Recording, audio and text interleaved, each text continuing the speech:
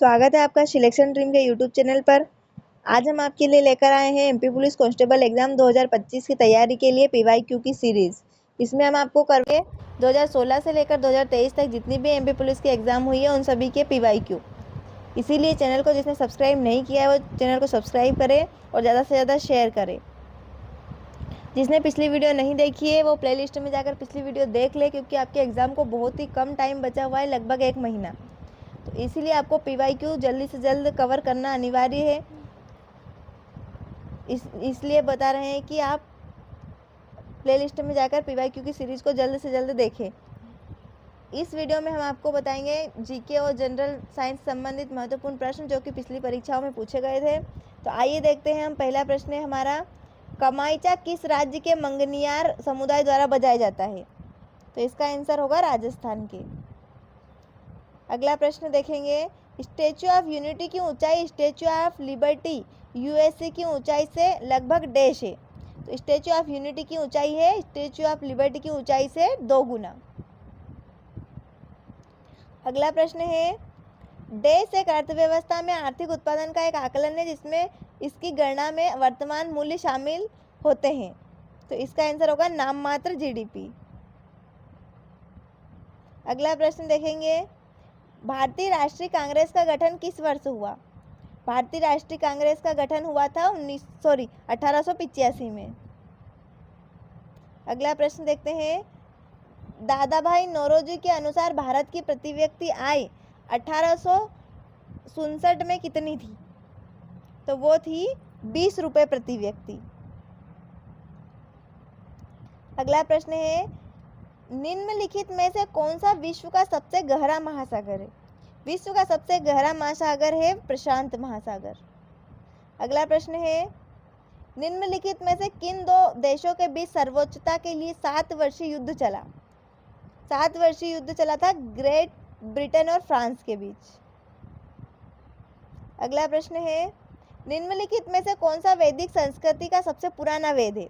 सबसे पुराना वेद है ऋग्वेद। अगला प्रश्न देखेंगे, लियोनेल मेसी को अंतर्राष्ट्रीय गोल में किस भारतीय फुटबॉलर ने पीछे छोड़ दिया? इसका आंसर है सुनील छेत्री। ये उस टाइम के करंट अफेयर के क्वेश्चन है। अगला प्रश्न है हमारा, ऐशबाग स्टेडियम कहाँ स्थित है? ऐशबाग स्टेडियम स्थित है भोपाल में। अगला प्रश्न है, निम्नलिखित में से कौन ग्वालियर घराने की विशेषता नहीं है? तो ग्वालियर घराने की विशेषता नहीं है, ख्याल ध्रुपद आधारित नहीं होना चाहिए, ये इसकी विशेषता नहीं है। जबकि गाते समय आवाज़ को बहुत शक्तिशाली रखना, सीधे तान होने चाहिए, गमक का प्रयोग, ये ग्वालियर घराने की विशेषता है। जबकि बी जो है ग्वालियर घराने की विशेषता नहीं है, वह हमारा आंसर है। अगला प्रश्न देखेंगे, किस शहर को पहले सिपरी के नाम से जाना जाता था? शिपरी के नाम से जाना जाता था शिवपुरी को। अगला प्रश्न है, बदोह जैन मंदिर स्मारक डैश जिले में है? तो यह स्मारक है विदिशा जिले में। अगला प्रश्न देखते हैं, किस वर्ष वर्षा वर्मन को प्रतिष्ठित एकलव्य पुरस्कार से सम्मानित किया गया? तो ये सम्मानित किया गया था 2013 को।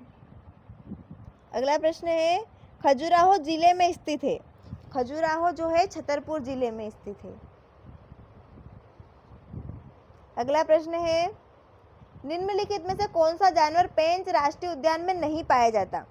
पेंच राष्ट्रीय उद्यान में नहीं पाया जाता वो है जिराफ, जो पेंच राष्ट्रीय उद्यान में नहीं पाया जाता है। जबकि रॉयल बंगाल टाइगर, भारतीय तेंदुआ और सुस्त भालू जो है पेंच राष्ट्रीय उद्यान में पाया जाता है। तो हमारा आंसर होगा डी जिराफ। अगला प्रश्न है, पातालकोट के आदिवासी किसमें निपुण है? तो पातालकोट के जो आदिवासी है वो बांस की वस्तु में निपुण है। अगला प्रश्न है, मध्य प्रदेश सरकार ने आत्मनिर्भर मध्य प्रदेश के लिए नवीनतम रोड मैप किस वर्ष में लॉन्च किया था? तो वो लॉन्च किया था 2020 में।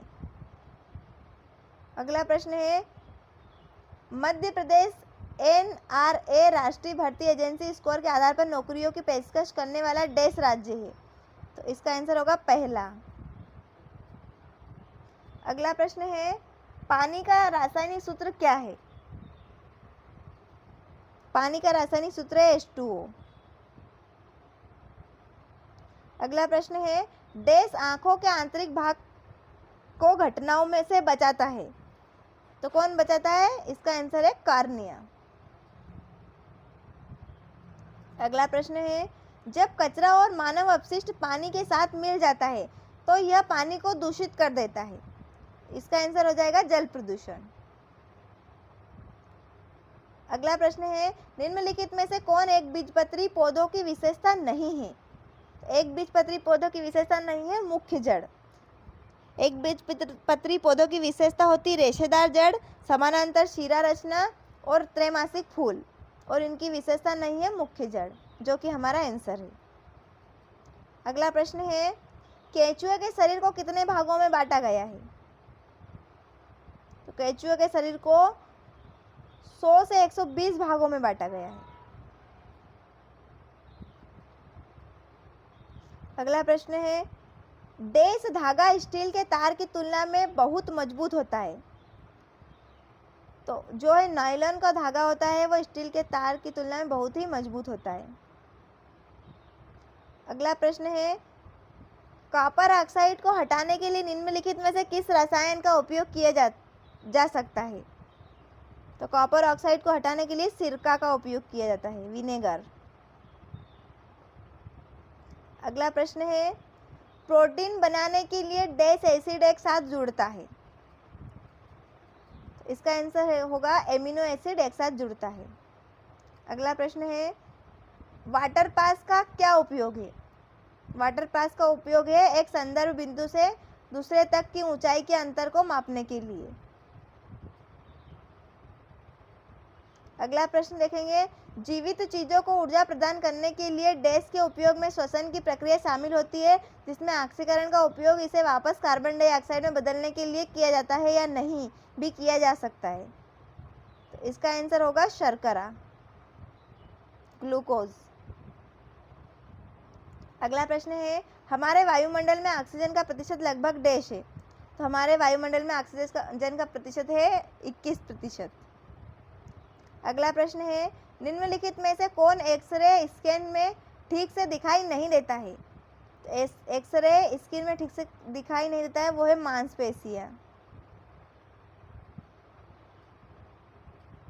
जबकि हड्डियां, ट्यूमर और टीबी पिंड दिखाई देते हैं। अगला प्रश्न है, स्कर्वी मुख्य रूप से किसकी कमी के कारण हो सकता है? स्कर्वी रोग जो है विटामिन सी की कमी के कारण होता है।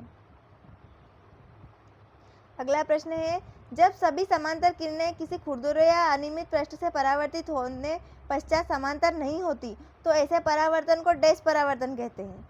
तो उसे कहते हैं विसरित परावर्तन।